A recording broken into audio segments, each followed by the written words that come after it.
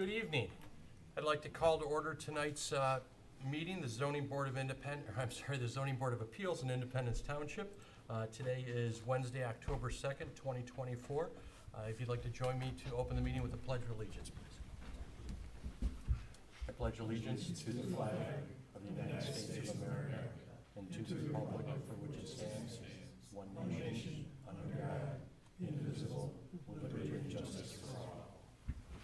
Thank you. Brian, if we could have a roll call, please. Mr. Auger? Present. Mr. Epping? Present. Mr. Galley? Here. Mr. Charles? Here. And Mr. Zurich is absent. Great.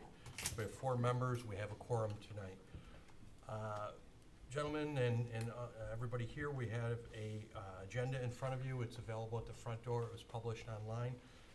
Guys, if we could have a review of the agenda, and if there's any changes or amendments, if not, we'll accept our agenda. I'll make a motion to accept the agenda as presented. A second. With support and a motion, all in favor? Aye. We have the agenda as published. Our meeting tonight has a series of different parts.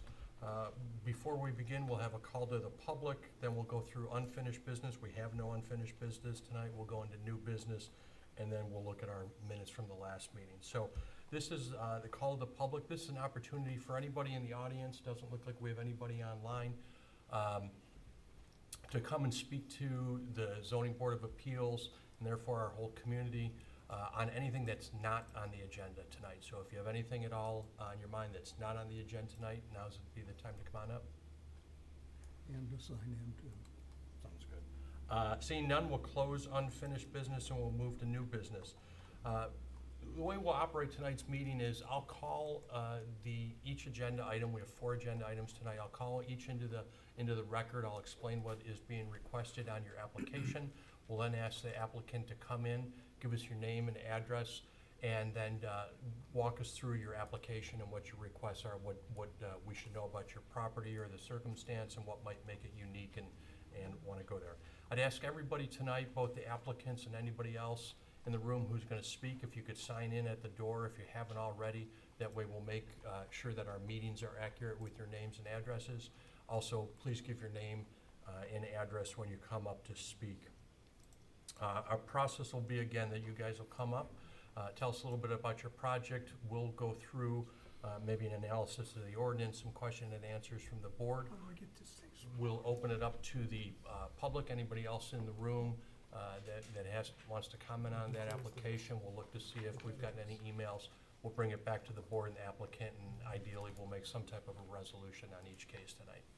So, with that, we'll move right into new business. Case number 24-017, petitioner Danny Namer is requesting 2 total variances. The first is a 5-foot front yard setback on Clarkson Road, and the second is a 26.7 foot front yard setback also, but on Sylvain View Drive. You can help me with all my pronunciations on this. These are both from section 4.06D in our ordinance to construct a new home at 4865 Clarkston Road, which is in the R1A single-family residential area of our township. Is Danny in the audience tonight? If you could come on up. Thank you.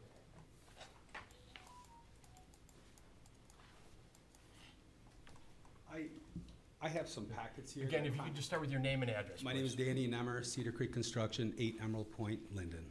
Thank you. So what we're trying to do here is, existing home currently exists on the property, and we want to obviously demo that house and rebuild new. The setbacks currently that exist would not allow us to do that. Right, you're right, and I've got these pamphlets here that kind of break down what you're looking at, and I'd like to hand them to you guys Please. if that's fine. They kind of give you guys a little bit of an idea. It cleans up the big plan. Yeah. Sir, if we could get your name and address. I'm Roddy Bussek. I'm with Fenton Land Surveying and Engineering. I did the plans. Thank you. Yep. So as I'll kind of, so it's a really unique piece of property in the sense that it has 2 front yards. is. A lot of properties in our It is. community have 2 fronts, mostly on a corner. This literally has the front and the Front rear. and the It's rear. between 2 Correct. streets, so. And Go ahead. as you can see, where it's kind of hashtag, Excuse me, just, Anybody in the audience, basically, they've handed us just copies of what you're seeing on the screen there with a little bit more details you can follow along. Okay, and so where you see I guess, for lack of a better word, the hash on there, that's where the building envelope would be if we were to follow, if we were able to follow the current ordinance. With that being said, I think at one point, there's, like 14 feet. on one side and 21 feet on the Right, other so, I side. mean, it's gonna make it very, very difficult for any type of home to be on there. If you look at the existing home, if you flip, you see the dark shaded area shows where the existing home sits. Right. Even the existing home where it sits still doesn't meet the ordinance because of the road in the front and in the back. I guess what we're asking is to be able to remove the demolition of the existing home and build a new home with the same type of setbacks that currently do exist for the existing home.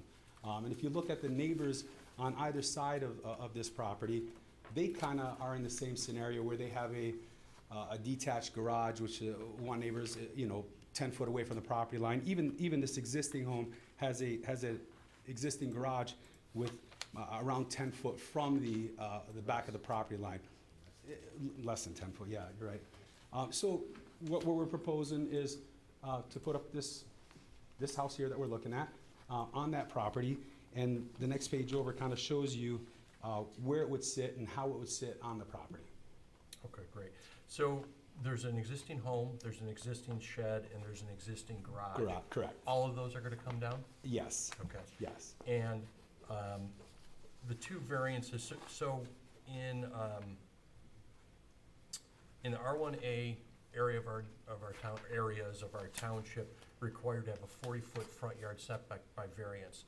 Off of Clarkston Road, you're asking for asking for the home to be 35 foot off the right of way, or a Correct. 5-foot variance. That's about what the existing home is now. Correct, In yes. the rear, I'll call it the rear, but the street on the I guess the south side of the Yeah. house, currently, right now, the garage, the existing garage is probably about 5 foot or so Yeah, off of that I would right of way. agree. You're asking the new home will have a front-loaded garage, and the rear of that home would be essentially about 13.3 foot off that rear. At the closest. The closest point, The yes. closest point. So it's a 26.7 foot variance. Okay. The side yard setbacks, we're not asking for any deviation or We any can comply variance with the side setbacks. Okay. All right, great, appreciate it. Alan, you're kind of our go-to guy for these tight lots. Has the new septic location been approved yet? No, we haven't got that far. We want to put the new septic, basically the new septic field will go almost exactly where the current septic field is. Because, Sits up in that Which sits, corner. yeah, in the front corner of the house. I think Because- you should have a page in the yeah. any approvals or denials or whatever would happen tonight would be contingent. Nothing would be approved without an approved thing from the county. What we're asking of you is, essentially what we're asking of you is an approval based on these other, Condition. yeah, on it. from the health department, yeah.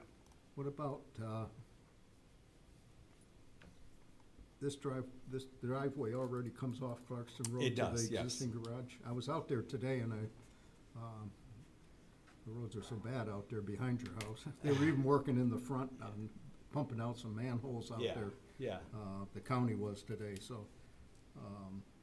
Essentially, the driveway approach will be in the same spot. Come on up to the microphone just so we catch you on TV. And- Essentially, the driveway approach will be in the same spot. We're just gonna widen the driveway as it kinda comes to our property, to our garage.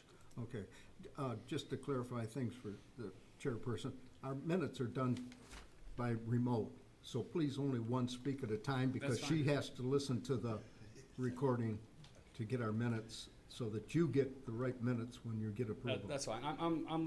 I'm leaning on him for any technical questions. He can help answer them on the engineering part. Myself, I, with the other structures being gone, and clearing up the lot, I don't see an approval. This is gonna have a 3-car garage on it. It is, yes, sir. There'll be no more future need for any type of shed in the rear yard. So it's quite an improvement to what is out there in a lot of cases, I don't have any problem with it. Thank you, Alan. Jim Sherrill, how are you tonight? Well, with a lot that's only 100 foot deep, I mean, what he's proposing here, is pretty much in conformance with the existing building that's there now. The only thing that I would suggest is that some way, shape, or form, you figure out a way to, put a T, turn around, so when you back out of that garage, you're not backing out onto Clarkson Road. To kind of help with that, keep in mind, it is a 3-car wide garage. Right. I would 100% agree with that, it being a two-car wide garage. You've got a third car in there, that's all gonna be paved, it's all gonna be a concrete driveway. So there will be ample room to turn a vehicle around. Well, I hope so. I wouldn't want to be backing out on Clarkson Road. I agree. No, I have no problems with this, given the circumstances of the size of the substandard lot. Thank you, Jim. Brian Gilly, how are you? Yeah, just kind of echoing the other two board members' comments. I assume, Mr. Ottman, all these houses are pre-ordinance in this area, Correct. all non-conforming Oh, yeah. lots of record. Both neighbors to the east seem to be, in line where the back of the new house is gonna go, so you're not really changing anything from the direct neighbor's perspective, and,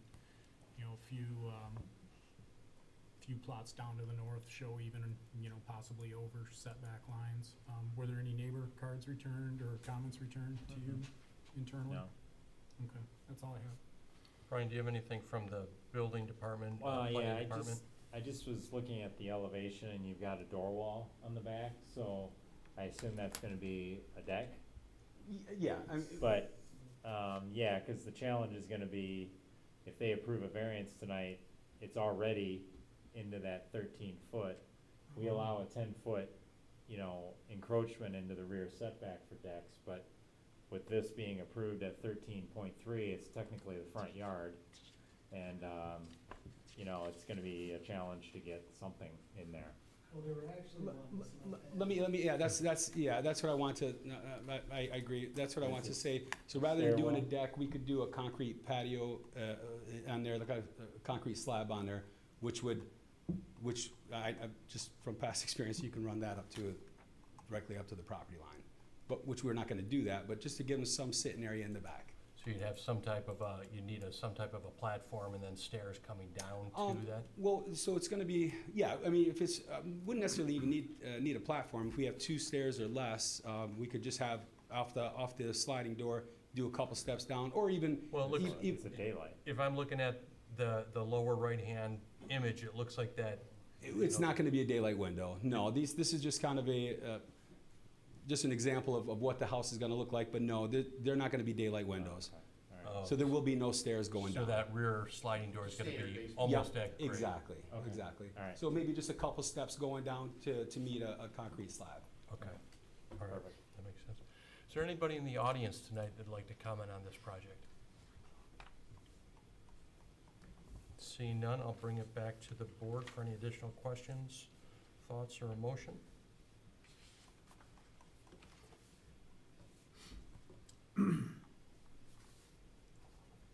Yeah, I was just one more comment on those grade lines. I'm just looking at it. Yeah, it's a pretty flat lot. It's 1090 in the front, 1089 in the back, 1088. So, yeah, there really isn't topography for the To do For the daylight, right, Mhm. right. Well, Brian made them all last week, so, last month, I'll try to put one together here. I'll make a motion in case 24-017, petitioner Danny Nemmer, to approve his 2 total variances. The hardships would be there are 2 non-conforming lots of record that have been joined for the existing home. The improvements to the neighborhood surpass anything. The structure is basically about the same footprint as what the existing home is. No additional structures can be put on the lot. No deck or projections from the footprint that we have on the plans.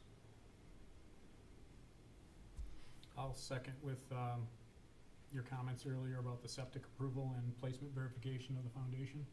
Yes, I'll agree to those. Okay, so we have a motion. Brian, did you get the motion, or that'll be in the minutes at least? Yeah, I got it. Okay, and we have a motion and a second. We get a roll call vote, please? Mr. Auger? Yes. Mr. Epping? Yes. Mr. Galley? Yes. Mr. Charles? Yes.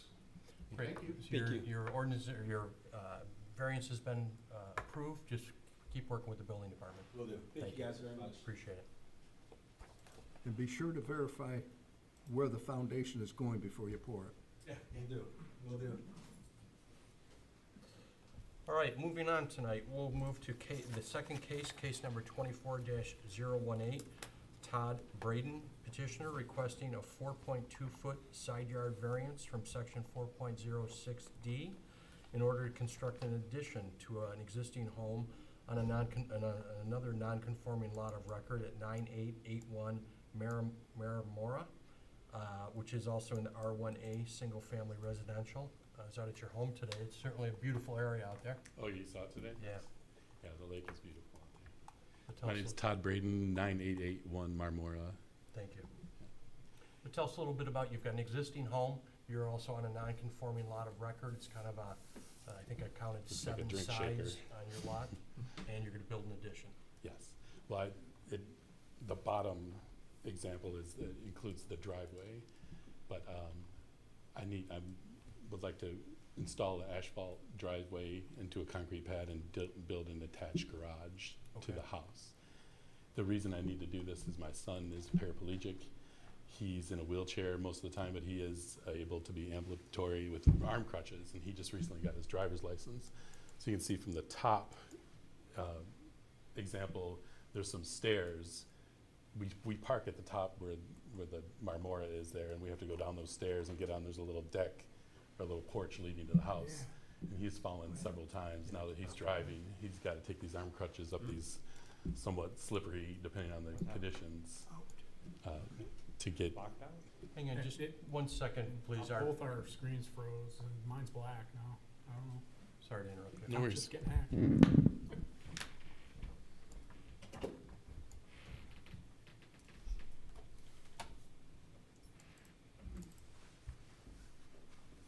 I wasn't even touching anything, it just froze.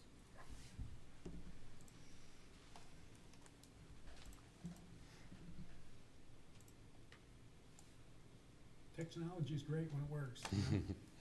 That's why I bring all this paper. Yeah, well, we used to get stacks at the prints.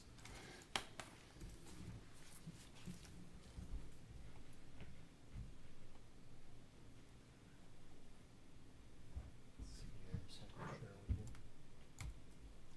I'm okay with sharing. Jen thinks it's okay for sure.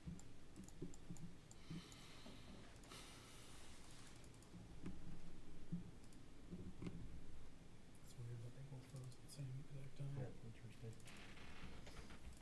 And these two did it. Not yet, anyway.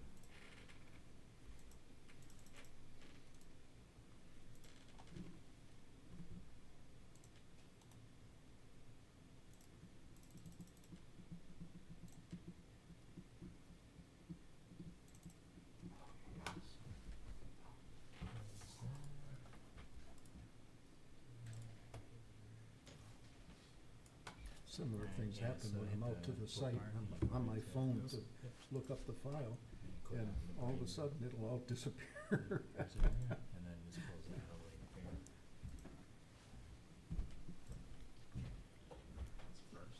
Thank All you. right, Mr. Braden, apologize. No worries. Yeah, that's happened. So, appreciate what you do have a not only an unusual shaped lot, but your home certainly sits further below the road and have some topography with it. What's Yes. interesting about this is a non-conforming lot of record, which changes the ordinance requirements in terms of setbacks. The way the ordinance reads it with setbacks on a non-conforming lot of record in R1A is the least side setback should be 5 foot, and together, both sides should equal 15.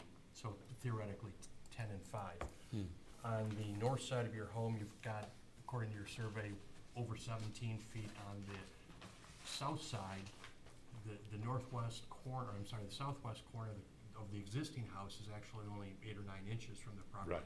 So your addition really isn't encroaching on those setbacks. In fact, it kind of comes away from the property line. So really what we're talking about here tonight, and what was triggered by your addition proposal, is really trying to bring the existing house into conformance. In other words, even if you weren't putting on an addition, your existing home is closer to the property line than it should be. Typically in our township, when someone comes in with an application, we look at the application for obviously building reasons, but then we look at the existing condition, and if there's anything that doesn't comply with the current ordinance, we try through this process to bring it into compliance. So essentially your new addition essentially meets the ordinance. It's your existing house that's the problem. Okay. Right, if that makes sense. But with that, unless you've got additional detail, I'll bring it back to the board, and then we'll open it up to the public. Not really, that's about it. Yeah. All right. Brian, you wanna go? Any thoughts? No, I think you summarized it really well. You know, obviously, he has a reason for the addition, and the addition fits the, you're basically obviously gonna build it to match the siding exactly as the Yes. existing house. And So, that's the plan I plan to use without the deck Yeah. attached to it. The house will attach to that side where the deck is. And then the driveway will kind of turn around into the garage. The garage is not facing Marmora, it's facing north. Side load. Yeah.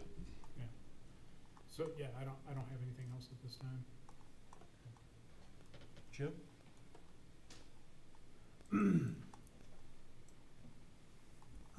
The existing house is gonna be, the siding and everything is gonna be adjusted to match this? I want it to be all the same, the garage and that's like pretty rough example of what I'm trying to do here. Yeah, well, your driveway, the way it's proposed is going to be kinda unique to get in and out of, but Yes, it is what it is. I mean, you can't do anything with it now. right, it's such a steep incline, I didn't think going from Marmora Between into the garage. Between the hard turn and, it looks like you'll be backing into your garage more often than not. But it should be wide enough to be able to turn around and head out, facing forward. No, I don't have anything else to say. Thank you, Jim. Ellen?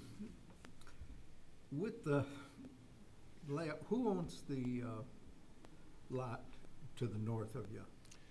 It was just bought, I forgot his last name, I know his first name is Ivan.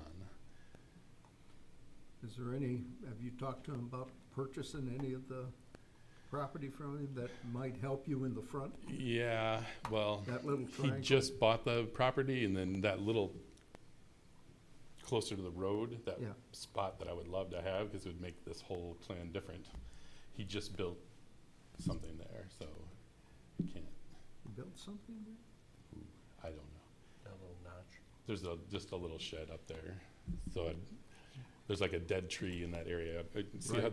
I would love it if I could, and I asked the former owner if I could just buy that little chunk, if the property line could just keep going straight. Right. That would be so ideal. I could put a normal garage in, or a normal driveway. But, I mean, I could ask him, he just got there, I thought it was a little too forward, like it was like a month ago when he moved in. Because of what you're going through with setbacks and stuff, he can't construct anything out there anyway. Yeah, It might be advantageous to you to maybe try to merge something, but yeah, it's a, I did try that with the previous guy and he was not interested at all. you're not adding any bedrooms or anything. There's a upstairs portion, it's like a, No Mo- closets in it or anything No. up there? Because you'd be getting into the septic systems, oh, if we add closets, okay, bedrooms. oh. I know Brian, how was this lot split approved with only this amount of frontage? This plat goes back way, It was actually split in, I have no idea how, The- we had a the- lot of, two owners before, the previous owner before me was getting foreclosed on, and it was a large lot. And she was allowed to cut the lot right along those lines, and then she just yeah. got the house foreclosed on and got to keep the property, this huge chunk of property that was originally you can see it right there. Yeah. that huge chunk next to the blue outline on the north side used to be the entire lot. And she was allowed to just carve out where the house was and keep the lot. Wouldn't that have needed township approval? Yes. I don't know how that Well, happened. that looks like a plat line. So the thick yellow is a plat line. That's a lot line? It's plat. The thickest yellow line, outline of those three lots is technically a plat line, that the county draws. So I'm not sure how they ever got a split. She told me she was trying to cut off the well with that sharp cut. She wanted to cut the well off so when the house got foreclosed, no one can buy the house because it didn't have water and the well would be on her side, but she missed it. It's still on my property. I had to get a survey as soon as I moved in because I turned the well on and she called the police on me saying, that's my well, it's on my property. And I got a survey and it was on my property. And the cops came to me and before I moved in saying, we gotta shut down your well. Wasn't this platted about the same time as Dendera Park? I think so, yeah. It's But well she did this in earlier. 2010. She was able to cut Well, this the up. whole plat, Yeah. back, Yeah. way back. Round Lake is, yeah, 30s, 40s. Yeah. Well, it's interesting, but the application in front of us, again, really has to do Sure. with the other side. Right. And just that existing, front corner, if you will, or closest to the lake. Did you ask I your have, questions? nothing else to add at this time. See if any public. Brian, did we get any letters or any emails on this, any neighbors? No, I did speak to one resident who's a neighbor and I don't think they had a problem with the variance request. It was more about that driveway and how it's kind of weird how the driveway is there in the road right away and, Yeah. you know, you can see the notch on the property line. And how the county let that happen, we don't know. Strange. Mm-hmm.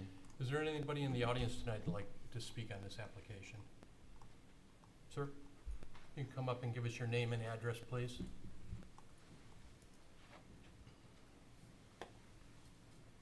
My name is David Roan, R-O-A-N, and I am 9867 Marmora, which is the southern piece of property next to his, You're the next house that looks like Correct. it straddles, okay.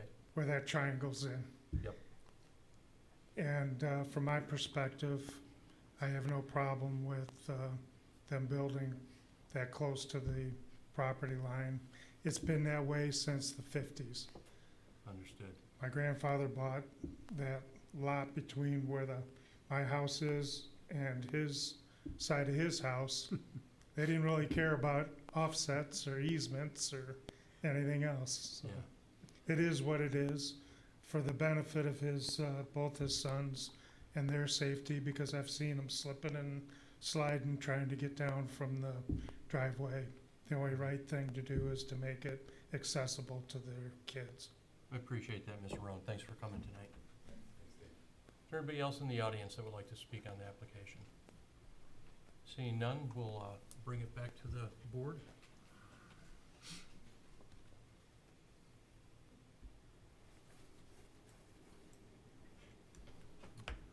I'll make a motion, case number 24-018, petitioner Todd Breeden, requesting a 4.2-foot side yard variance from section 4.06, table 4.06, in order to construct an addition on a home on a non-conforming lot located at 39 Table Marmora. I recommend that we approve it as posted, citing the non-conforming lot of record, also citing that it's more of a housekeeping thing, that the existing house already is closer than, or that close to the property line, and the addition actually gets farther away from the property line. I'll second. We have a motion and support. Brian, if we could have roll call, please? Mr. Epping, Yes. Mr. Galley, Yes. Mr. Charles, Yes. and Mr. Auger. Yes. Great, thanks. Again, if you can just keep very close to the building and planning department, make sure we've got the permits in order and that it's staked appropriately. Thank you. Appreciate your time. Thank you. Thank you. You can have this back. I don't need it. All right, thanks. All right, continuing to move through, we'll go to our third case tonight, case number 24-019. Gay and Jeff Todd, petitioners, requesting a 7.8-foot rear yard setback variance from section 4.06D in order to construct an addition onto an existing home at 6236 Lake Walden Court, which is, again, is in the R1A zoning district of the township. Good evening. Good evening. Gay Todd, 6236 Lake Walden Court. Thanks for coming tonight. So you've got an existing home, and I read the application. It looks like you're gonna put an addition onto a kitchen, and it's gonna extend into the backyard. That is correct. Can you tell us, like, give the, at least for the audience, tell us about, so in this zoning district, again, it's required to have a 50-foot rear setback. Your existing home Correct, sure. maintains that. You do have a deck that extends into it, but that's permitted. And then this addition is going to go out, what, about 7 feet or so into the rear yard? The addition would go out 14, 15 feet. Oh, It's, 14, 15.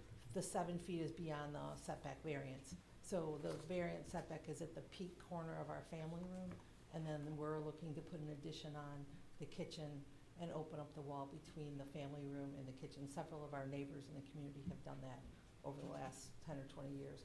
Our lot is an unusual shape because we're on a cul-de-sac, so the setback variance, the way the builder originally placed the house, makes a triangle where we're trying to build onto, requiring the setback variance. We have invested in having Keefe Engineering do the survey of the property, and that's been provided here. We've also invested time with a structural engineer to walk through that with an architect to spec out what's gonna be needed from a load perspective. We're just looking for your support on the variance. Okay. And so you bring up an interesting point, is because it is on a cul-de-sac, the home is, I guess, technically skewed a little bit. It doesn't sit perpendicular or parallel to the typical yard setbacks, and because it's on that, No four Skew would corners make- are identical. it makes it a little atypical in the sense that then that addition extends into that rear yard setback. I will note that in the application, you provided emails, copies of emails and maybe letters. It looked like you reviewed this with your HOA, and they've okayed it from an HOA perspective. Looks like there was 4 or 5 notes in from adjacent neighbors. Exactly. who I walked also- around and spoke to each of our neighbors on, our immediate neighbors next to each other and our neighbors in the other association that are behind us. So we spoke, and each of them have signed a supporting document that I provided to Brian with the application. Okay. Great. Anything else we should know about the application? No, just looking for mobility down the road. That's what we want, some more space to give us some flexibility in our living situation as we go forward. Makes sense. Jim, any thoughts or questions?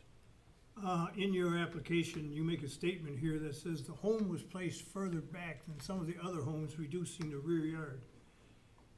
Your home is actually in a condominium which has, setback lines established. The existing home sits right on the front property line or setback line and right on the rear. So it's not any farther back than any other one. When I was looking at the drawing that was provided by the builder, or what Brian could pull out of the county. Well, I'm looking form, at the survey, and it shows that the existing front of the house is right on the setback line, and the back 40. corner of the house is actually on the rear setback line. Right, the back corner of the family room is on the Yes, setback. so it's That's right where- correct, sir. That statement is actually somewhat incorrect, because it's not farther back than anybody else, it's inside the envelope. I see. That's my lack of Which- understanding of You might the know Right. the ordinances. long dashes. of And the your building envelope. addition I don't think she understands. will extend back into the setback. That's correct. That's why we're requesting the variance from the Is that board. a limited common area or general? It's limited. Limited? No, I don't have any objections with the addition. It's not that far into the limited common area, and it makes sense given the purpose. Thank you. And to be clear, Jim, what you're saying is on this drawing, those dash lines are essentially the setback lines, distance. They are the setback lines, Right. as recorded on the condominium. Understood. Okay. Ellen? No, I don't have any, it's a small amendment. I don't know if Jim, do they have to do an amendment to the condominium when they go outside the building envelope? I don't believe so, not in the limited area, Okay, No, I agree with you. yeah. I don't have any problem with it. Brian? So just, so I'm getting this right, obviously the X hashed area is the addition where it encompasses it, and your existing deck goes, from the looks of it, 7 feet, 8 feet past that mark. It's not really laid out, is it? The existing I'm deck missing goes some. straight off the family room, And that goes farther than the proposed addition. correct. The proposed addition, we want it to go out, it's 14 or 15 feet, so it will Thir- extend, but not yes. go beyond the deck. The deck is much farther out. Yeah, We're hoping to put a door wall, or not a door wall, but a door access from that extended area onto the existing deck. onto the deck from the side, and I guess that's what I was getting at. You don't plan on having opening doors out the rear of that, down to a No. new patio, new terrace, new deck on that. The existing deck is planned to stay, and Correct. We don't actually use the back of the property that often. We have a place in northern Michigan, so half the time we're home and not, it's more living space that we're looking to achieve.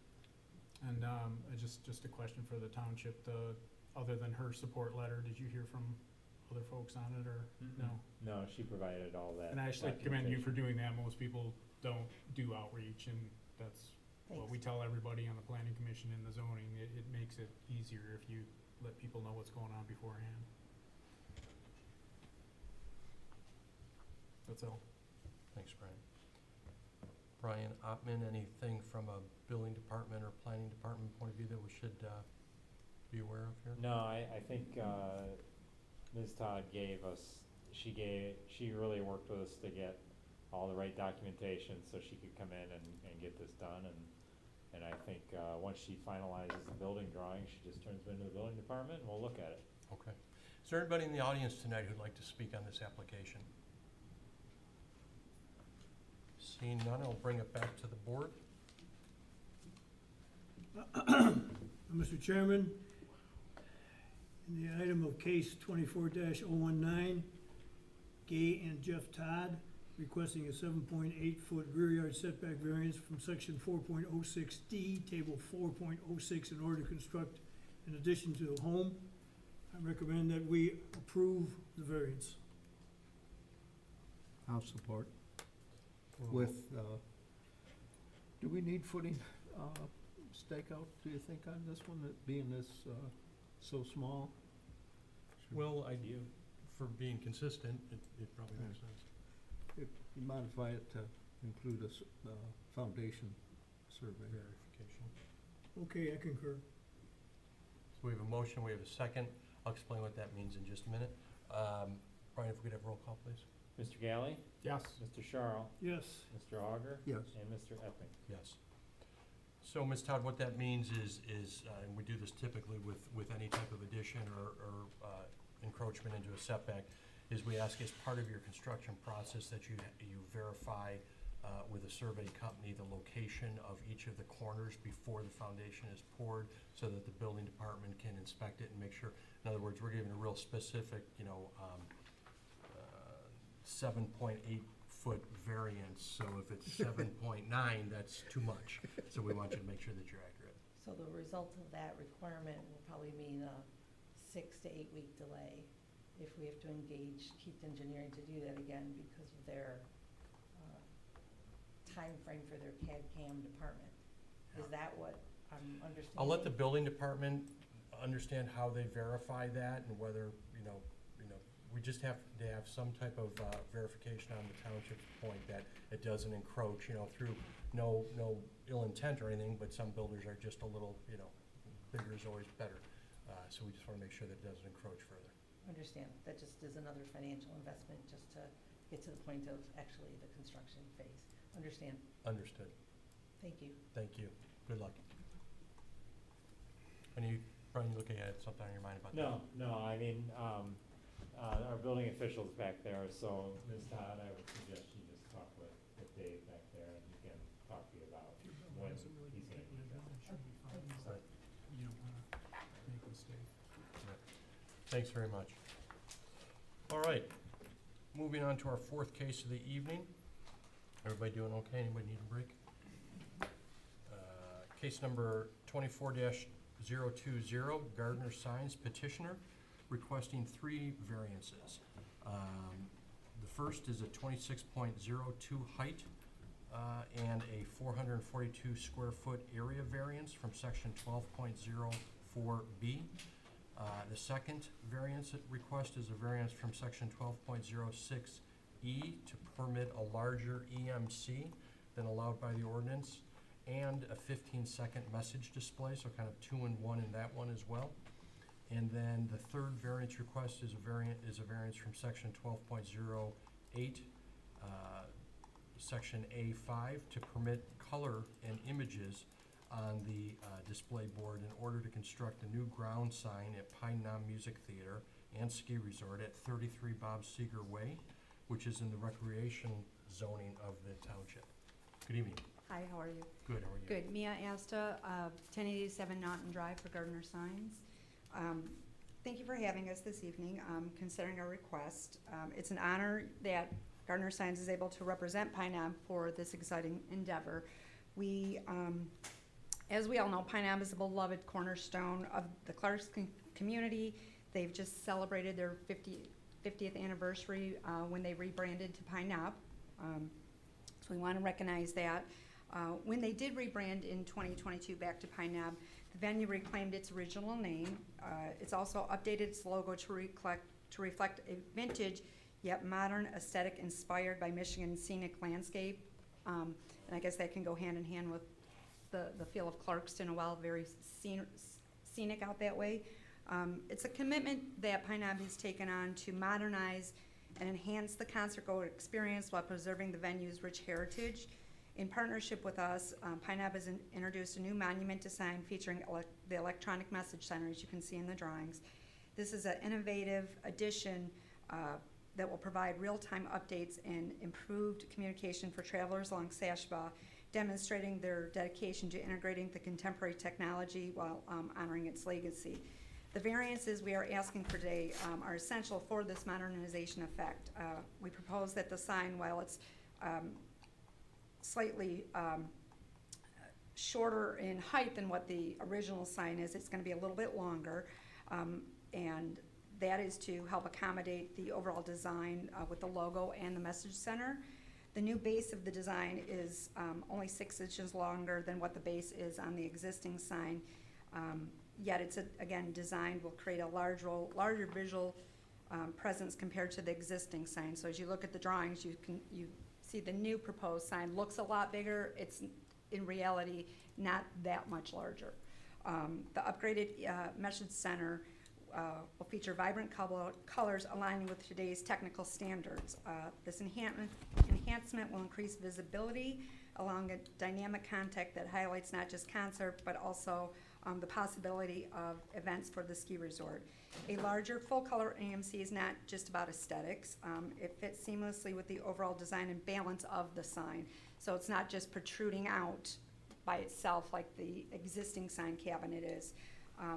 You know, we are in an age where monochromatic signs, one color, are becoming outdated and obsolete.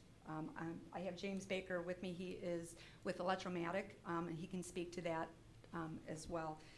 Fuller color images resonate with the public, and whether you're traveling on Sashball Road or when you're sitting to go into a concert, out of concert, the full color images will resonate better.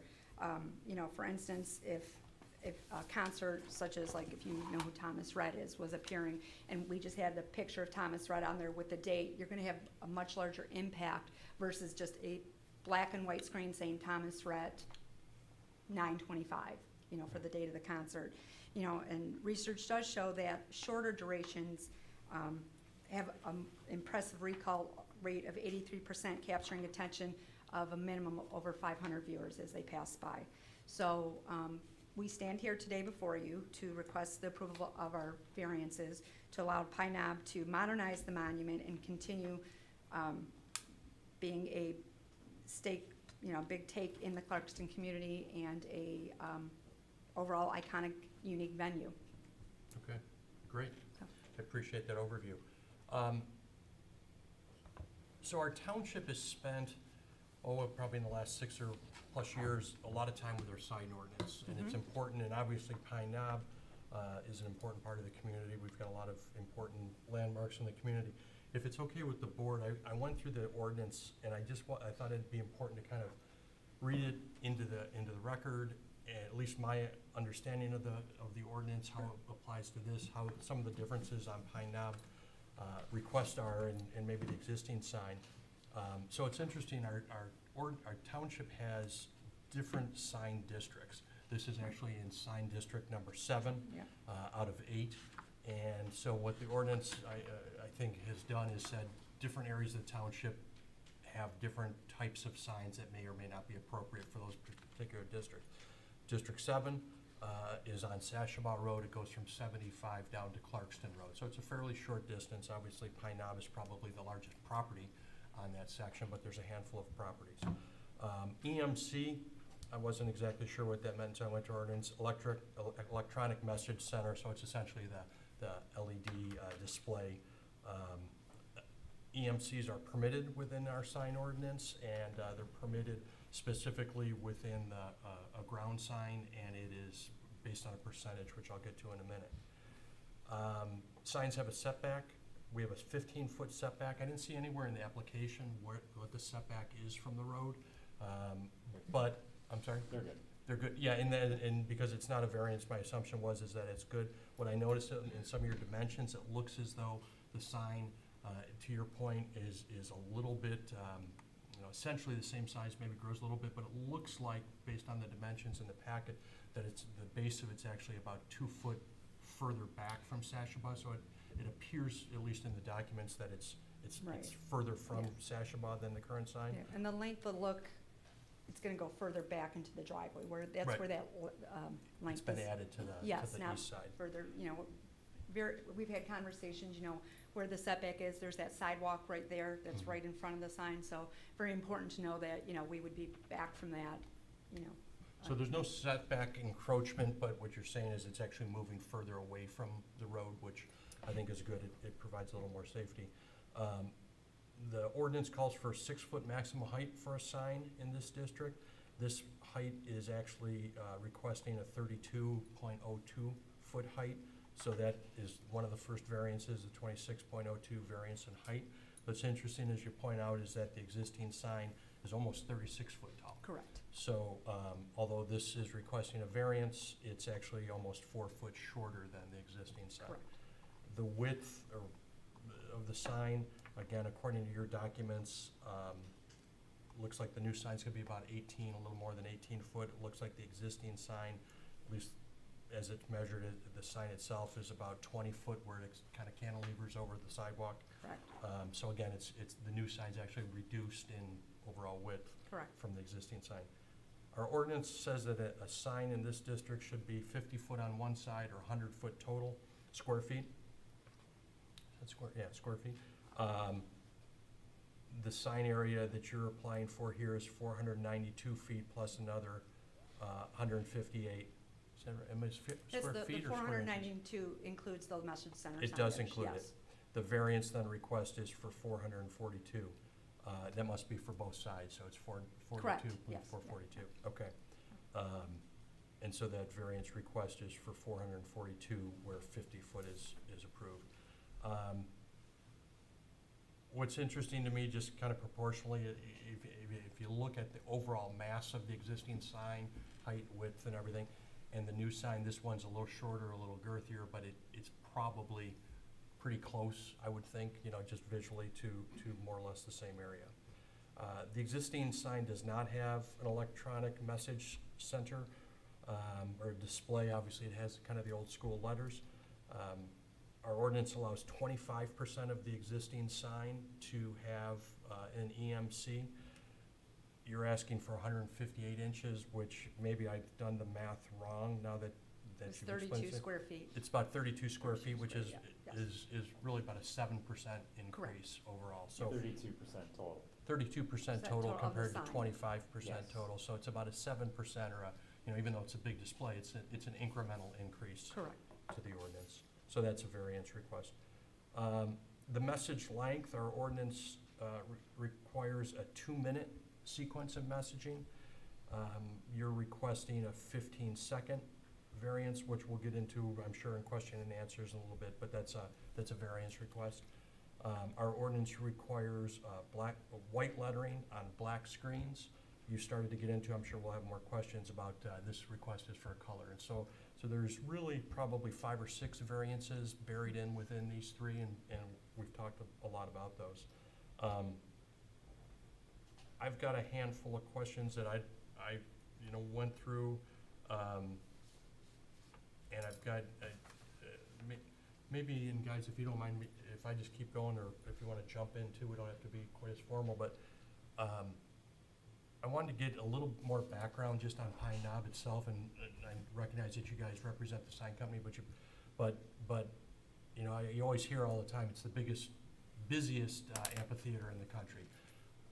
I looked on the website a little bit. It's I think this year it had about 50 shows and 15,000 people. Or what type of volume does Pine Knob do?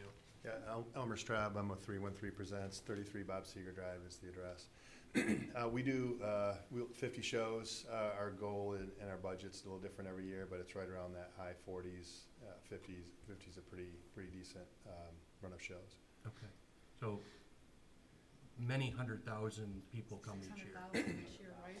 Yeah, we're typically in the top 5 of the venues across the world, and I think it was 2 years ago we were number 1 in the world with 600,000 people Wow. going through. So it's unique, certainly unique to Clarkston or Independence Township to have such a regional draw. I'm assuming people come from all over. For sure, it's as Mia said, we're 50 years old. Our intent is just to keep up, be a good partner, a good neighbor. The sign, as you can see, when we rebranded, we did a facelift a little bit, Right. reskinned it, and Gardner did that as well. We had some intentions to do some digital boards back then when we rebranded, but including the marquee. But we're in the middle of changing signs at the fascia of the building, and just didn't get to it. So our intent is to do it, but we just had to look at our budgets and what we could afford. Working with Gardner and with our sponsorship teams and our sales teams, this is what we came up with. And again, you can see the picture on the board, trying to make it a little bit more modern. We are working with our partners, our neighbors with the ski hill to make sure that they know that we're changing the signs, and we are. So our intent is just to make it better and continue to improve. Yeah. So in terms of, maybe we can kind of jump in at that point and just go through some of the intent operationally. How does the sign work from an hours point of view? When does it turn on? When does it turn off? What?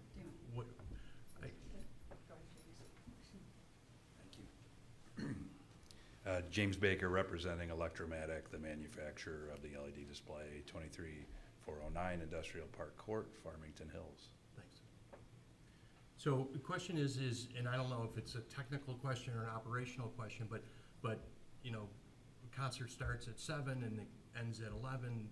When does the sign turn on? Is your intent to have it a 24-hour sign? Does it go dark at midnight? Does it start up at a certain time in the day or the morning? Does it run 7 days a week, or does it only run 3 days a week? Or what can we expect? I can touch base on the technology of the sign and the functionality of how it's programmed. As far as running time, we'll let the good folks at the venue touch on that. Technology has advanced so much in these displays. You can program them days in advance, weeks in advance, months in advance, all sorts of different hold times and schedules. So it has a functionality to program it with different start times and stop times depending on what the venue decides. Okay. But if you guys want to touch on how you intend to use it. Just real If you quick. could come to the Yeah, mic just so we pick you up. Just real quick,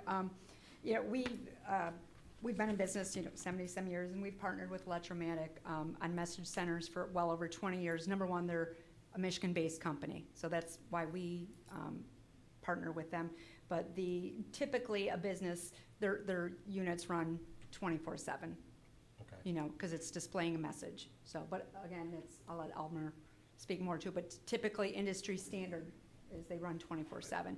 There is a photo cell on there for light ambiance that brightens and darkens in accordance with the light outside. Okay. Is that the request or the intent at this point is to run 24/7? It is. We love to put upcoming events, advertisements, things like that on there 24/7.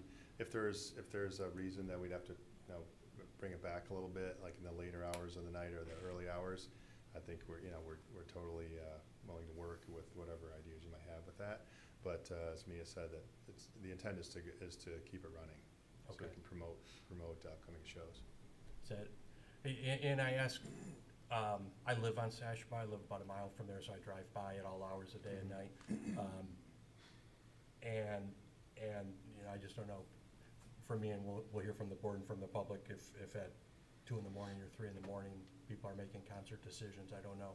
I suppose it's a point of interest. I also know too that even when my neighbor leaves his monitor on at night, I'm like, why is that light coming into my house? And Sure. so I think there's things to at least talk about tonight and consider with hours of operation. What happens, we talked about the ski season, and I'm kind of going up the ordinance, we're kind of starting with the message board, and I want to get back to the height and everything, but what happens with seasonal, with the ski hill and the concerts stop on, October 5th this 1st year. or whatever? What Yeah, so happens October 5th and the initial board, the first example, we call it the gas station sign where you have the letters up, Thomas Rhett coming up or Riff Fest and all the shows. During the winter months, we'll place a sign on the top of that. I think it's a 64 square foot sign for the ski hill. Yep. So what we're doing now is, I think in one of the examples we have, we're working with the ownership to make sure that we can get as close to that 64 square feet of sign for them. And they're being, great with us to say, listen, we'll work with you. And obviously they want to have as big a sign as possible, so when their skiers come in, they know where they're going. So it'll go from the attached sign to an above sign, and then there'll be a slide that'll show, that'll cover black during our season. Right. So the EMC goes dark all winter? No, it'll go, our wish is to go 365 days, so we'll go throughout the whole year.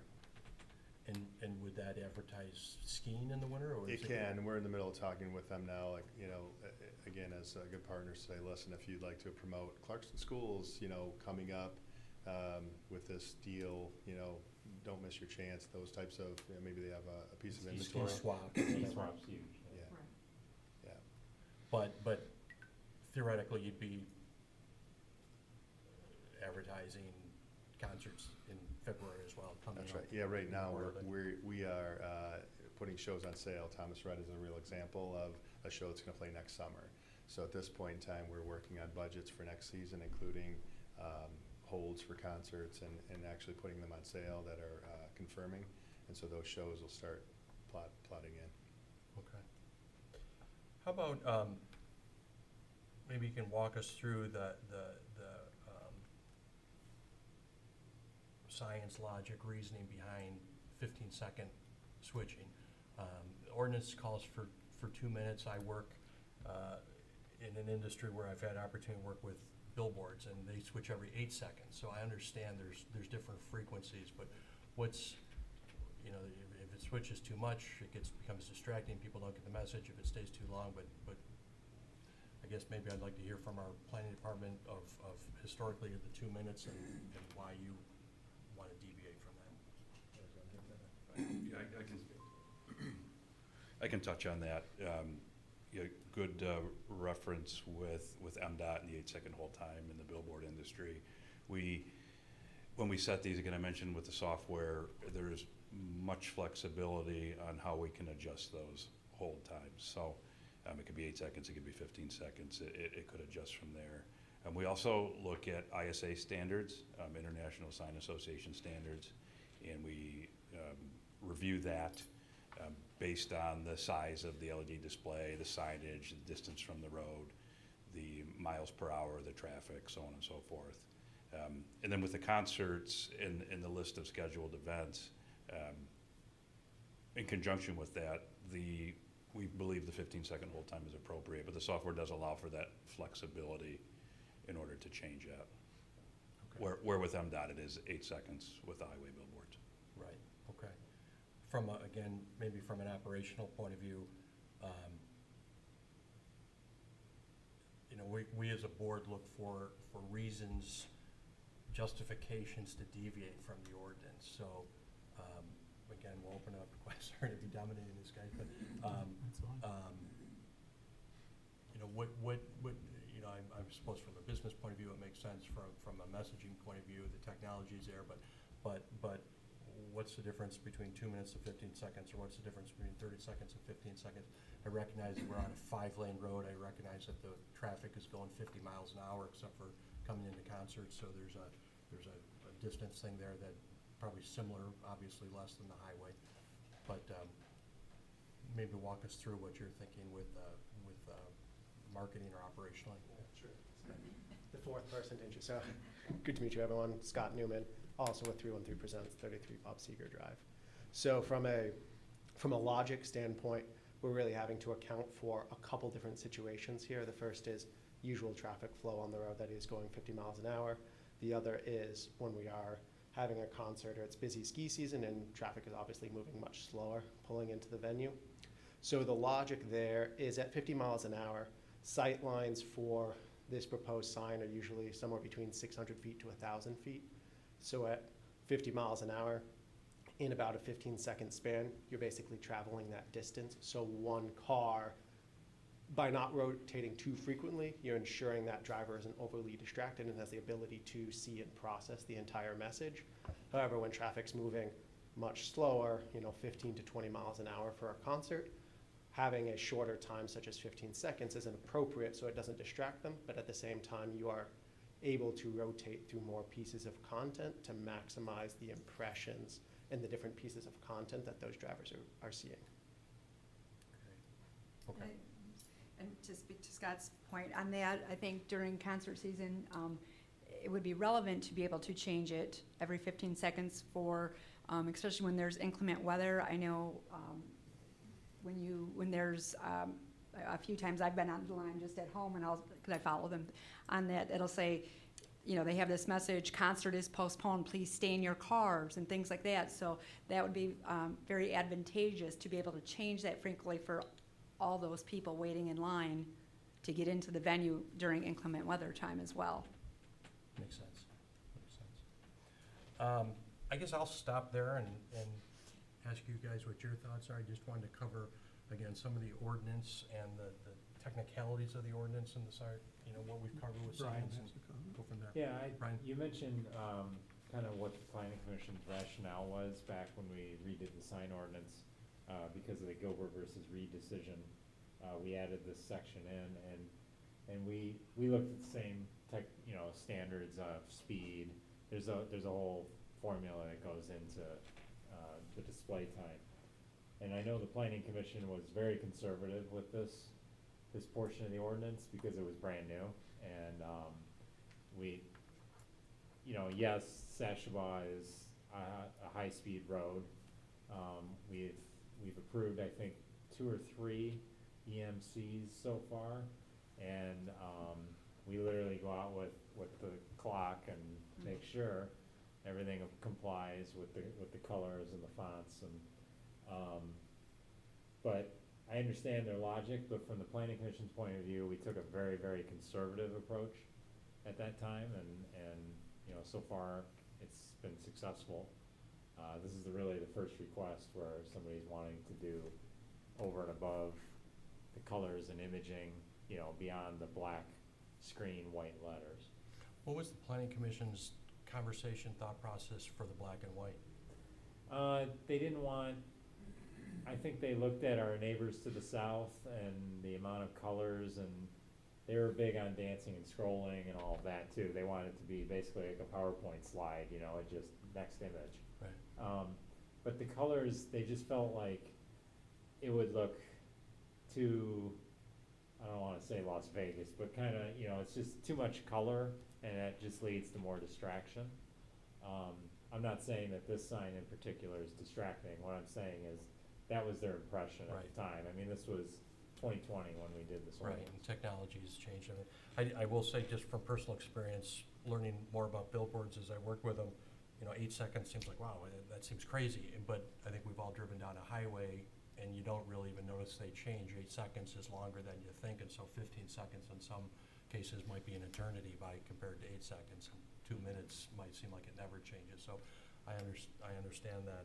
Yeah, cause if you go down Sashaba, the current signs that have EMCs, like Art and Jake's, it literally looks static, because it's, you know, you're by at 50 miles an hour, so it seems to always look static, you know, but that's. Brian, can I ask you a question? Mhm. Do any of those locations, are they zoned recreational, or no, they're zoned differently? Okay, No, so this is a unique, Yeah, this is a very really unique the feature only to, recreational, in I the mean, ci- yeah, besides our parks, right, this is really the only zoned recreational property, right, and And certainly Pine golf course. the only property that attracts such a huge and diverse crowd and Correct. everything else. Brian, anything else from the building or planning department's point of view right now? No, nothing at the moment. I will, as long as we're asking building part, there are, as I count it, maybe 4 homes kind of across the street from, have we received any feedback from any of the, because again, this is unique in the sense that it really isn't adjacent to any residential, but there are 4 existing homes. Yeah, so actually, what it picked up was the Powers Office Park on Bella Rosa, and Moody Drive is the old Pontiac Coil building. I think they're under a new name now. So I think there's only 1 house in between, and they've been a code enforcement nightmare, so we don't, so we don't hear from them ever. So yeah, and there was some that got picked up back on Pine Knob Road, but we've gotten no feedback at all. Right. But in terms of like that, my neighbors monitor at night, they have those same feelings. Yeah, I mean, they're gonna, I mean, the house across the street will definitely see it. Right. I mean, but it depends, I mean, it's like a TV, they have a certain view angle anyway. correct. So if they're looking straight at the side, or, you know, slightly in front, they may not see it. You think it'd be more or less than the Kenny Rogers roaster sign in Seinfeld? Well, I think it'd be less than that. I think directly across the street, because I think I know what house you're talking about, I don't think they would even see it unless they're, Yeah, if they're You know. It's slightly kinda in front. perpendicular. right, it doesn't portray like this big, huge glow, I think, It has a 120-degree viewing angle. It would need 180 for them to see it directly across. Yeah. I'm done. Well, Mr. Epic, I think you did a fine job. You raised up a lot of questions. you're hired. That I didn't even have, but what I listened to. The one thing that I noticed as I approached the sign from the south, there's a lot of trees in the way. Yep, we've Are spoken those with trees Brian on your this. property? Or are they in the right of way? They're on the property, and the intention is to clean that up. Yeah, because I was almost right on top of it before I Right, even saw the sign. I did a whole site survey when we first got into discussions, and when you don't see the existing sign until you're about 300 feet away heading south.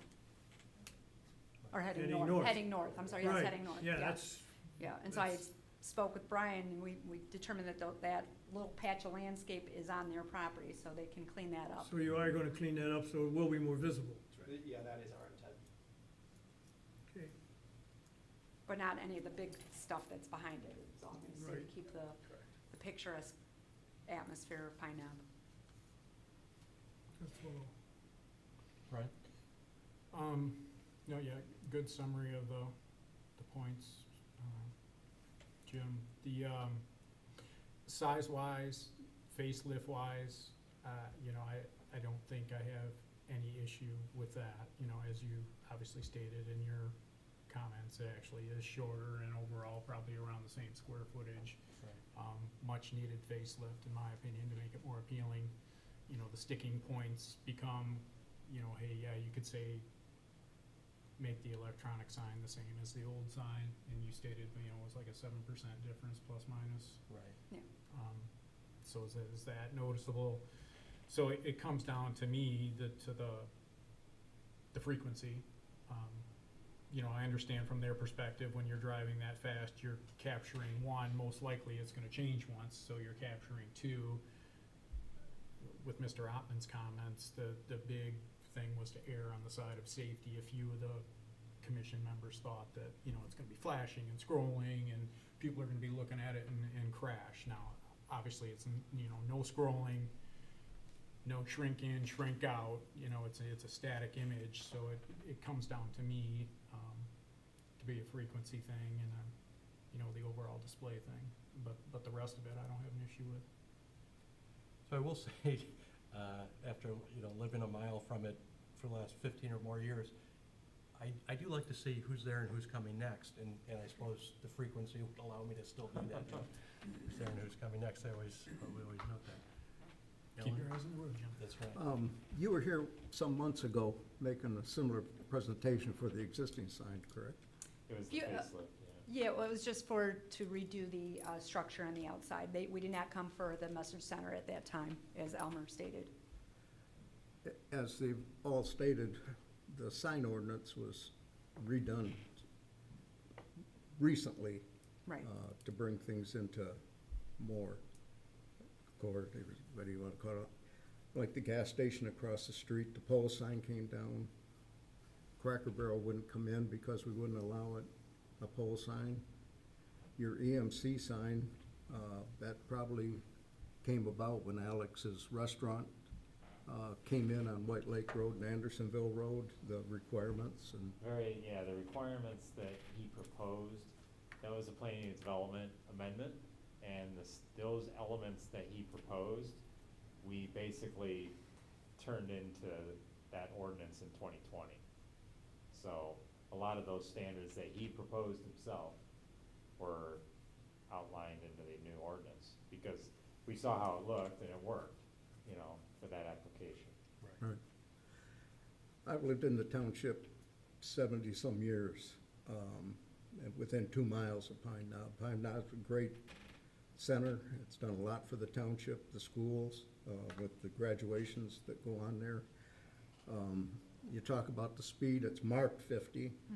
When I went north on Sashabaw today, right around 1:30, speed by the Pine Knob sign was 65 miles an hour, and a motorcycle went around me like I was standing still. As Jim mentioned, and I mentioned it the last time when you were before us about the trees coming in when you're going north, you can't see the sign. Another point is the distance from the road for visual of people not pulling in, but pulling back out.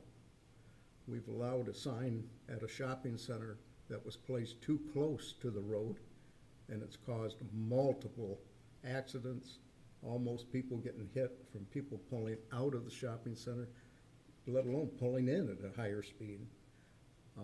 These ordinances, even though they're tweeted a lot of times, I think they pretty much need to be adhered to. I'd like to know how many people in this township go to Pine Knob and how many live outside the township, because this sign is only for people in the township. Unless they're pulling in, you've got the other entrance. When the Pine Knob is busy, people are pulling in, going north. They're not even seeing the sign. They have no, why should they look When at the- the when sign? the They're tr- coming for When the something. trees, when that landscaping is, redone or removed, you will definitely be able to see the sign.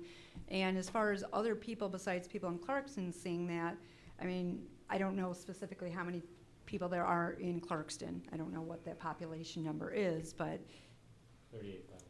Right now- people come into Clarkston to work. They, not everybody lives in the city.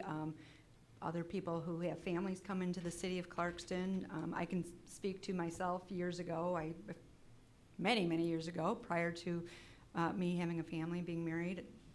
I dated someone that lived in Clarkston. I was from Rochester. I was out here all the time. I worked at the ski resort for 10 years. So I was here all the time. We don't get in the cars to go look at Pine Knob sign to see who is there. No, but you're saying as a special- it'll attract what the intentions of the sign are, to let people, a beacon of information. Once I-75 is completed in 2026 maybe, you won't have the traffic on Sashabaw that you do now. They'll be back to 75, that'll take traffic off of Sashabaw, M15, the Dixie Highway. There's a lot of traffic on it right now, but it's gonna dissipate, you know, that ends up in Ortonville, Brandon Township. It has limited, to me, it has limited use, being, if, this type of sign would probably be better located on the property, where people are pulling in on your driveways, have the sign there to where they're going slow, they can see the sign, see the changing, what's happening, the venue. Even if you do it for the ski lodge part of it. I am opposed to it, the way it's presented. I was opposed to the last one. I don't see the need to go beyond our ordinance and what's allowed. I think that's basically the end of my comments. Appreciate it, Alan, thank you. Coming back to the ordinance, I just want to be clear, again, if it wasn't asked for a variance, the assumption is that therefore you'll meet the ordinance, but there's a lot of things in our ordinance, sign ordinance, I'm sure you've read a lot. But just to verify, so we get on record, if this was to be approved, you're not planning on flashing and moving No, images, no audio, no sound? no video, no. You've gone through and they're all in the ordinance, but there's a whole list of miscellaneous requirements. It has to have a default mode that if it Yes. malfunctions, it changes. It has to have certain non-glare parameters and auto dimmer for different times of the day and Correct. night. Different standards, certification, operational modes. I'm assuming that you've read that and you can Yes. state that Yep. it'll meet all of our standards Yeah, and codes. Electromatic can provide certification for that. Okay.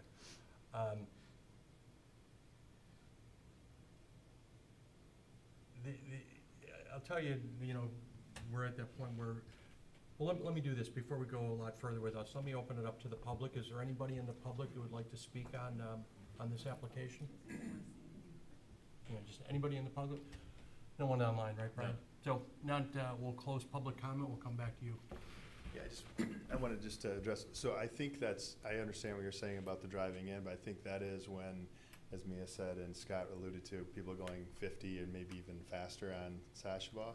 When you're pulling in, it comes way slower and everybody does see the sign. So I think that is a good point to bring up, that when people are coming in, that's when they will see the scroll of the upcoming events that you like to see. And that's not just one or two on the sign anymore. It'll be more of a frequent. So if you're kind of sitting in that line coming in, getting excited to go, a lot of people do see it. So I just wanted to point that out too. But it's a good point that when you're going slower, you can take a look at what's coming up. So we just want to say we appreciate the board. We appreciate the time to do it. Our intent is simply to be good partners in the community.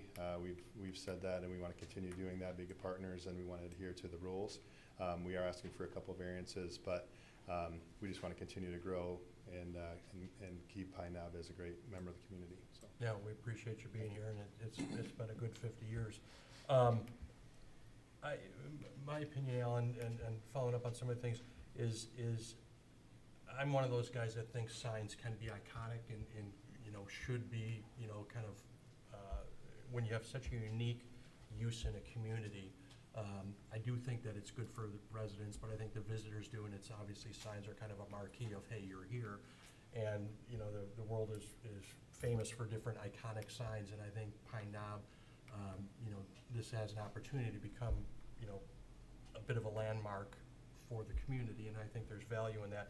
We have within this board for different projects smaller than this, but have talked about signs proportionate to the building, where they may be a little bit bigger, a little bit smaller. This is a big property, a huge number of visitors, and so in my mind, especially given the fact that you can make the argument it's actually getting smaller, that the sign is, in my mind, probably proportionate to the use and to the size and the number of visitors.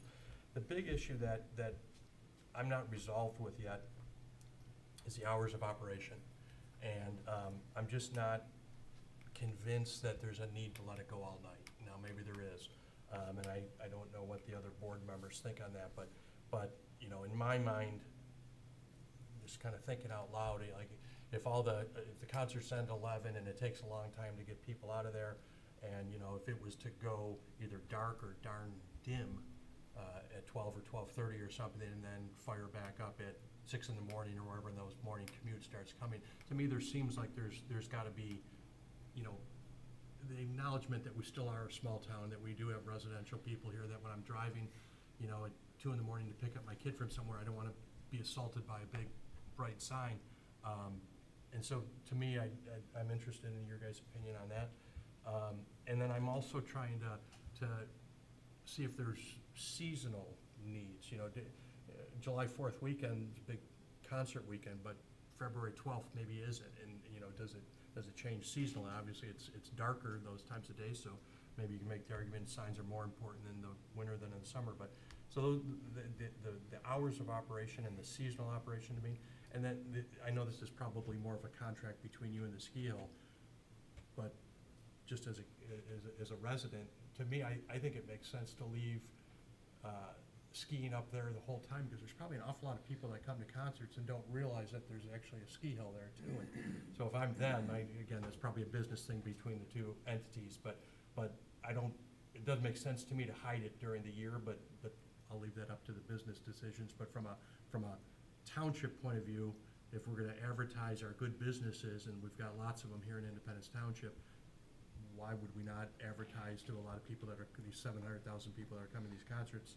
There's gotta be at least a couple that didn't know they could come snowboarding here. Right. So to me, that would make sense, but that's a kind of an aside. But I'm at least interested, guys, in your thoughts on hours of operation and seasonal times. Does our ordinance address anything about, in that nature? No. No, they don't. But, as we do with a lot of things, when we grant variances, we can talk about Reasonable conditions. reasonable conditions. Kind of along the lines with what you were saying about, you know, advertising ancillary items off-season or whatnot, and that, you know, I'm just throwing this out there, obviously it's their business decision, but I mean, is there a benefit to the community to display a community message once every hour, you know? Clarkson football game Friday night against Lake Orion. Yeah, we talked about that ZBA during meeting. the sign ordinance revision, actually. So, where they would possibly do that. Just, you know, and tornado warning, you know, those type of messages. I know Alex has agreed to do that at that time, you know, when there's a severe weather event or something. You know, not car accidents, but just, you know, when there's something going on weather-wise, or just some kind of boil water advisory if we ever had one, you know, something like that. That, you know, Alex has agreed to do those type of messages. The ordinance specifically says it can't act as an official road sign, but you bring up a good point in terms of community events or emergencies like that. Yeah. But yeah, I mean, you bring up good points, the sunset hours, if there is thing, or, you know, a dim feature after certain hours. The frequency thing, I mean, you spoke a lot about that, and, you know, the business you're in, you're probably more knowledgeable than me, but the frequency thing kind of sticks with me. Does it need to be that frequent? That's kind of my sticking thing, but,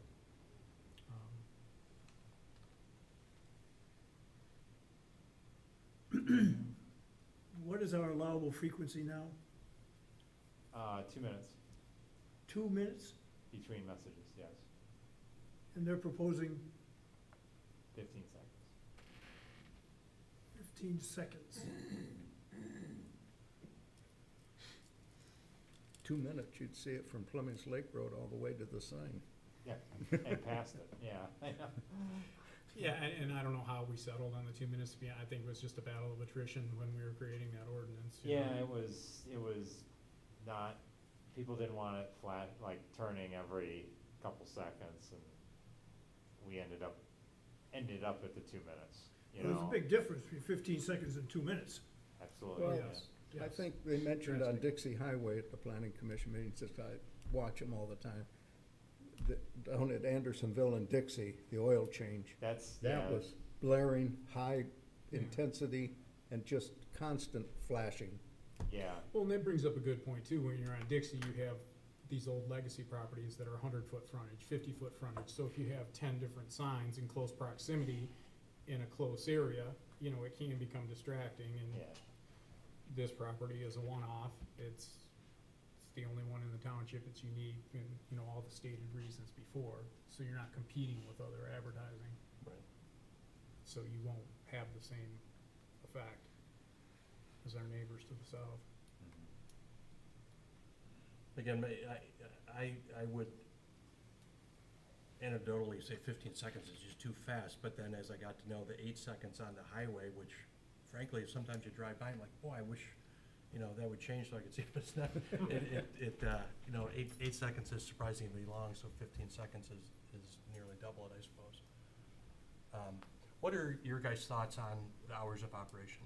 I think we're flexible overnight. I mean, I think you bring up a good point from midnight, 2 in the morning, in the wee hours of the morning, fair enough, you know?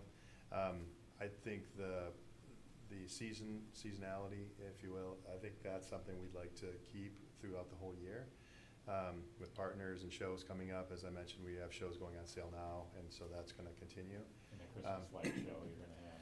Yeah, we'll have Christmas light show that we do. This is the 5th year, I think, we're doing that. So for those reasons, I think the all year round is important, but definitely from middle of the night, you know, fair enough. Like, you don't wanna be a bother or anything like that. So, Yeah. James spoke to it a little bit, but also the photo cell on the board will adjust to the ambient light. So even if we are running year-round, the board's brightness at 6 p.m. in the winter, given how dark it's going to be, is going to be very different than the board's brightness during the summer at 6 p.m. So the board will automatically help adjust to the natural seasonality just based on, you know, the underlying brightness. Okay, that makes sense.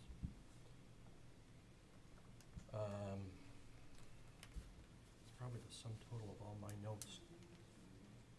Can I ask the question of the petitioner? Please. Mr. Chair? So, when a concert ends, when is pretty much everybody out? Midnight, 12:30? yeah, you're Cause it ends at 11, but 11 o'clock curfew, so midnight, everyone's really. pretty much gone. You're pretty much gone. So, and that's where you do get it on the way out as well, you know, so, yeah, if we come up with a time that makes sense, you know.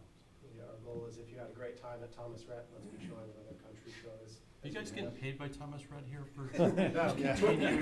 Essentially. You went on sale Eventually last they week. will, It's yeah. I just Top know of it's the mind. first, yeah, I just know it's the first concert for next year. We can start using Luke Bryan if that's There you go. preferable. Yeah.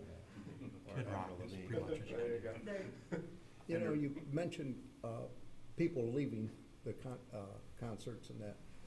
How many people leave out that entrance versus when you open the emergency entrance out onto Clarkston Road and they come back out other locations? We've got room You for know, Pine Knob Road. Yeah, we've got 6,000 spots-ish, so between the pavement and the grass, and when that lot is, when we're packed, so like we had corn the other night, we had 14,000 plus people there. So that's where it's really important to get everybody out, use all the arteries. So it's Pine Knob Road, and thank goodness that the roundabout's done at Baldwin, so now we worked with the Oakland County Sheriff to get people out that way, not go through the neighborhoods.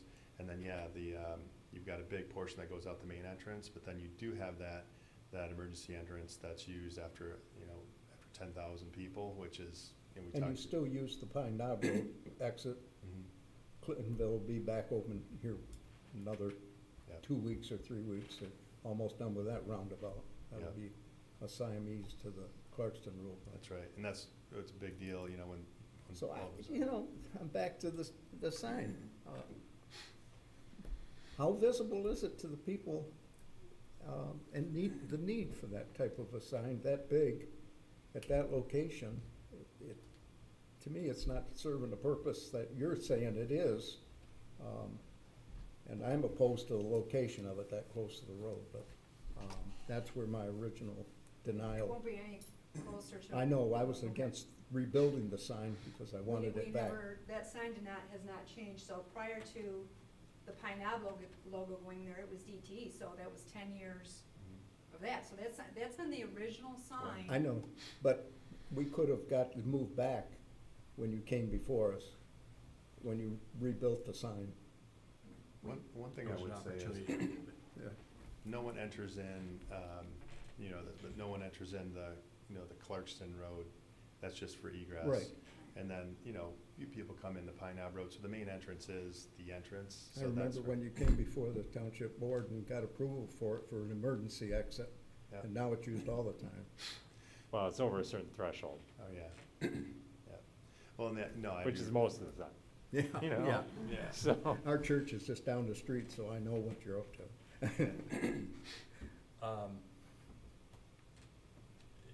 What were your thoughts on, and I don't know if it becomes a formal thing, but in terms of like a state of an emergency, a water boil alert, a tornado warning, you guys are good corporate citizens, do you do things like that at other venues? Or is that something that, I don't know what the mechanics of that would be, or if you're just, for legal reasons or insurance reasons, just say we can't do that, or? We're willing to look into it, we want to be, good civic partners, and if that's something we can do, we'll do it. We do have consistency with running other boards at different venues. I don't think we do it now, but willing to look into that. That's It's something that we continue that conversation. Along those same thoughts, a mortgage company over on M59 did a lot of public service on their EMC board Okay. years ago. Yeah, I know, and again, with the billboards that I've worked with, a lot of times they've negotiated, and those are billboard signs, but every, once a month, the township can advertise something, or whatever the case might be. I don't know that we're asking for that here, but different communities do different things. We're happy to look at that too, what it is, how much inventory we have, what we're pushing, and if there's some way we can help. Thomas Rudd isn't touring at that moment, so it might be an opportunity. Taylor Swift, I think. The last thing, and this is just kind of, again, anecdotally, but I've waited for the concert traffic to come out hundreds of times as I'm trying to get home. And the sheriffs do a fantastic job, and your private security does a great job. But it's dark there, and I'm not looking for more light, but I don't know if there's an opportunity, and it'd be but those poor sheriffs are out there kind of right in the middle in very dark conditions, and I don't know if there's an opportunity to make it safer at for those 20 minutes that people are trying to leave, but I have been sympathetic to those sheriffs who are kind of hoping everybody sees them. That's a good point. We can definitely look into that. We can make it happen before next year. So we speak with those guys all the time, those guys being the Oakland County Sheriff's Department with Lieutenant Cummins and his team, so happy to look at that. Anybody want to think more, talk more, make motions, considerations?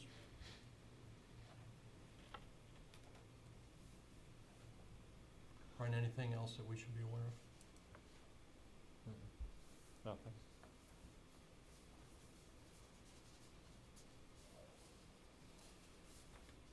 Well, how about if I take a crack?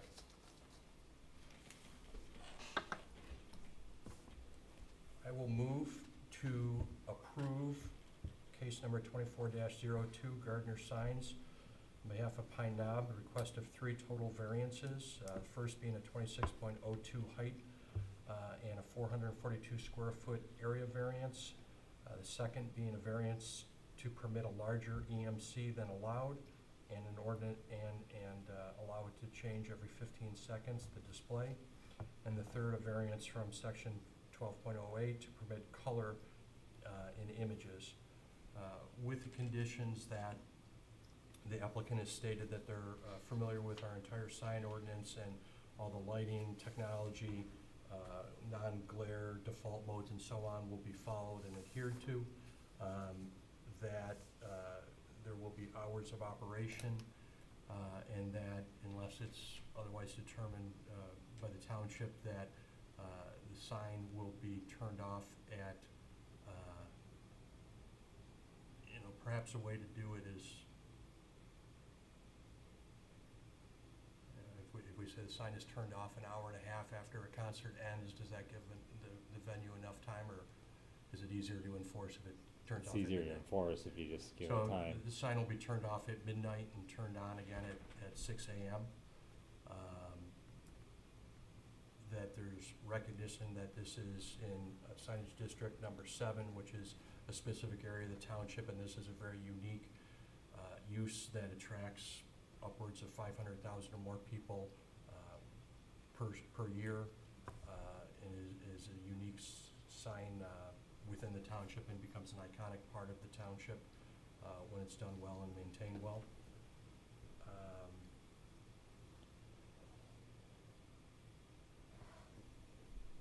think those are the conditions that I have. With support or any amendments? Could I make a quick comment?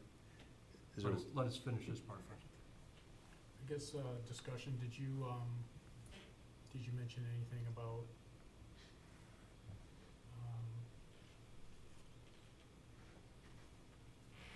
the ability to display emergency message in times of need or whatnot, or I don't think I heard you say that, or if you don't wanna say it, or we're leaving it out? It was part of the discussion, as part of the record. Yeah, in effect, that's a good point, Brian. I'll amend the motion to, I just don't know how to phrase it. yeah, that's what I'm struggling with too, but that the operators of Pine Knob will agree to work with the community and display messages for unique events related to weather emergencies or community emergencies. And then I should also say that all the notes and minutes that were discussed tonight become part of that motion as well. Any other discussion?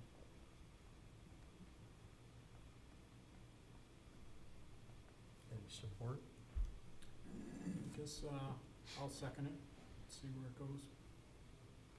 Let me just pause at this point, go back to the applicant. You had something? Just wanted to mention the time, midnight, just make sure that we're gonna adhere to it, with the crowds, an hour after, that's normal, but if it's 12:30, 1 o'clock, it would be fair to put that in instead of 12, just in case there is a variance. Weather is a good example, when you have, weather coming in, we're strict on the curfew, but if you have a situation where there is weather and we have towers in the facility that, you go to your car and you can turn on the radio and hear what's going on. Sometimes it goes a little over, so if the crowd is getting out later, you'd hate to turn off the board right at midnight, and maybe it's 12:15, something like that, so. There's probably safety, the brightness probably helps get people in and out, and if it turns off in Yeah. the middle of that. On that, could you segment it and say, on nights of shows, X, all other nights is Y? It can be programmed. I think we can, but I want to be cognizant of the township's enforcement issues and trying to understand if there was a show or if there wasn't a show, and maybe setting expectations within the community too, that just always goes off at a certain time. I understand what you're saying. Midnight's no problem if it's every night of the week, but if it's a show day, maybe it's one, or something like that, or if there's a qualification, that's. And we can work by that. We get the calendar From anyway, enforcement. so. So amend that to, on the night of a concert, that the sign would be turned off at 1 AM, again, on at 6. If there's no event, graduation or concert or anything at that night, that it would be turned off at midnight and on at 6. Thank you.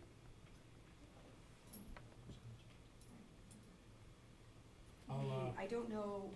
Support the amendment. Okay. Okay. Great. The hours of the ski resort, do you know how the skiing go? Is it 9 11? o'clock? I think it's earlier than that. It's 10? 10 or 10 10 or or so. 11? So that would play a factor too on the timing, with the ski resort, if that's being, It's only 3 I months know out of New the Year's year. Eve, the ski resort is open, they do. Well, if it's open till, if the sign's on at that occasion till midnight, I think they close well before that. Okay. Yeah, they do.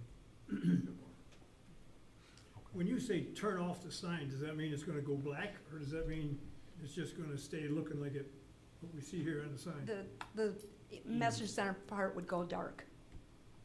So that would, Yeah. yeah. Off. The pine knob, Essentially off. yes, potentially off.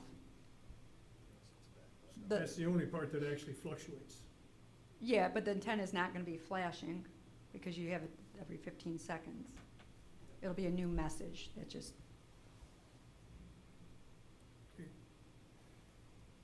So, so that we're real clear, and it's kind of unusual to do this during a motion, but, so the EMC gets turned off at midnight. Correct, the or what. Pine Ave Music Theater, their logo, that stays on. And is that backlit or is that That, front? it's backlit, yes, And that would remain on, so the entire sign doesn't go dark? Correct. Just the correct. EMC? Yeah. That's good clarification. Is the orange piece and all of the base, is that lit up too? No, Except for the stone? no, Okay. the only parts that are illuminated are, logos. is the logos, Okay. you know, the sun with the guitar, Pine Ave Music Theater, the proud partners of Trinity Health, UWM, Ally, and then the top portion where the ski resort would be, is a cabinet that will, illuminate. And that fluctuates with ambient light too, or that's just always the same? It's like your normal static Just the sign, back of it, yeah. okay. So But I'm- we will have a photo cell on it. I mean, during the day, it won't be on, but if it's dim out or gray out, the photo cell will pick up on that, so it would, you know, light like any other sign. so I'm One fine other, with- yeah, I have one other Go point ahead. of clarification that may need to be in the motion. The sponsorship, that's part of the sign. Correct. If that changes, you're back in front of us here. Because a face change requires a permit, which, you know, I think the ZBA might wanna consider, message changing on that is allowed if they sponsorship. I'm sure it's long-term contracts. 7 years. Yeah, 7 years, but if in year 8, it becomes, you know, Beaumont Hospital instead, you know, that's essentially they have to come back.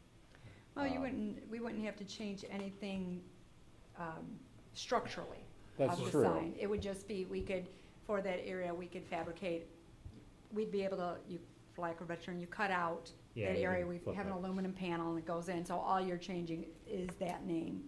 You're not Well- changing anything structurally. The point is when you apply for a permit on a non-conforming sign, yes, this will be locked in, Okay. but if for whatever reason things have to change, potentially it has to be, I mean, the ordinance says it has to be brought into compliance. Okay, So this way, I mean, in effect, you're granting a variance on the size and area, but, I just wanna be careful not to talk about messaging, cause I can't talk about what it says, but, I just wanna make sure down the sure. road, No, I understand what you're saying. you're not coming back just because you had to do a face change. Right. So, Yeah. so, hearing that, so to amend the motion or to clarify the motion, maybe, clarify that the EMC is the section of the sign that is turned off or goes dark at 12 or 1, as we discussed, and on again at 6 AM, that the Pine Knob Music Resort, is that what it's, I can't even read it. Music theater. Schemes, no. Music Theater, and the logos of the sponsors are permanently internally lit and would go 24/7 for all intents and purposes. And that further clarification that the applicant is permitted to modify the single part of the sign that has the various sponsors, so that if a sponsor changes, they would still have to fill out the appropriate paperwork and permits with the township, but they wouldn't have to come back to the ZBA to change it, assuming that they stay within that same area and are the same general scale. Perfect. Thank you. You support those changes? I second the, motion with the changes. Any discussion? Brian, if we could have a roll call, please? Mr. Charles, Yes. Mr. Auger, No, for all the reasons I've stated. Mr. Epping, Yes. Mr. Galley, Yes.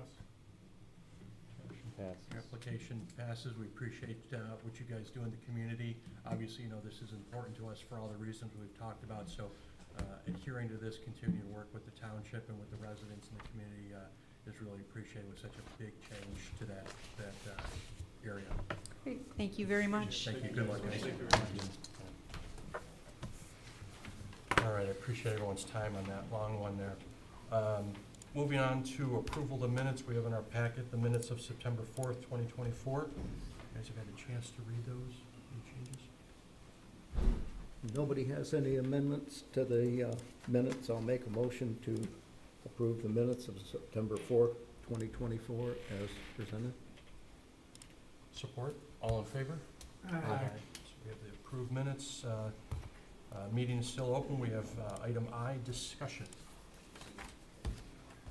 I like to say, I appreciate everyone's time, and certainly everyone's thoughts and inputs and opinions. I think obviously they're all valid. I think we always make good points, and it's certainly never ever a need or even a thought that we have to be unanimous. I think each other's opinions really help me think, and I appreciate you guys letting me go kind of along with that explanation. Any other discussion?